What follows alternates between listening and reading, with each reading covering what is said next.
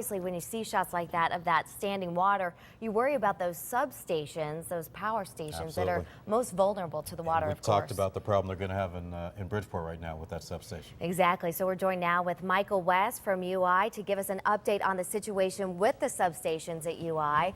What are we looking at, Michael? Good afternoon, Keith, and thanks for having me. Actually, one of the things I heard reported, I wanted to make sure we had clear. What we're saying is we're certainly watching all of those substations that are along the shoreline very carefully. We actually have markers that allow us to make critical decisions and give us time to make decisions and notify the municipalities about what we may or may not do. There is not a plan at the moment to de-energize a substation in Bridgeport. What we're doing is closely monitoring all of those substations, and if the tide rises and the water reaches a certain marker, then we'll make some of those decisions. But there is not a decision right now to do anything in Bridgeport. How far do you think we are out from getting a firm decision on that? Well, again, that depends on the water level. So we have a number of markers, and none of those markers are reached at the moment. So we're constantly watching the levels. We actually have video monitoring there as well as personnel.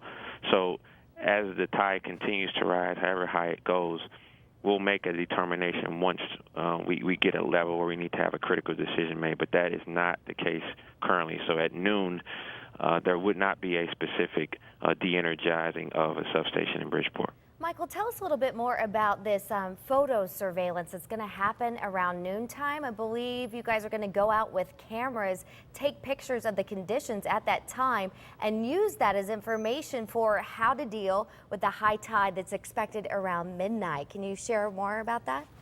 Yeah, that's the same that I just described. There are video monitors there now, and they're there 24/7. So it's not a special trip to do that. This is happening on a regular minute-by-minute, hourly basis. So we're watching all of those substations who may be in harm's way. And as those levels rise, and if there is a point where we need to make a critical decision about their usage, then we'll do such. But that is not the case currently. All right, Mr. West, one more question.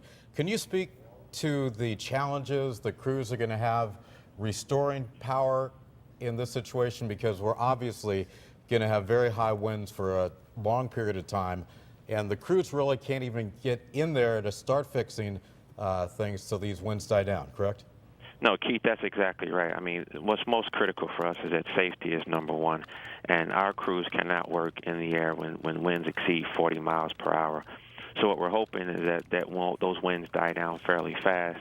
I know the projections don't necessarily say that, but hopefully that occurs. And as soon as there are safe conditions, our employees will be out trying to restore power as quickly as possible to those who may have been affected.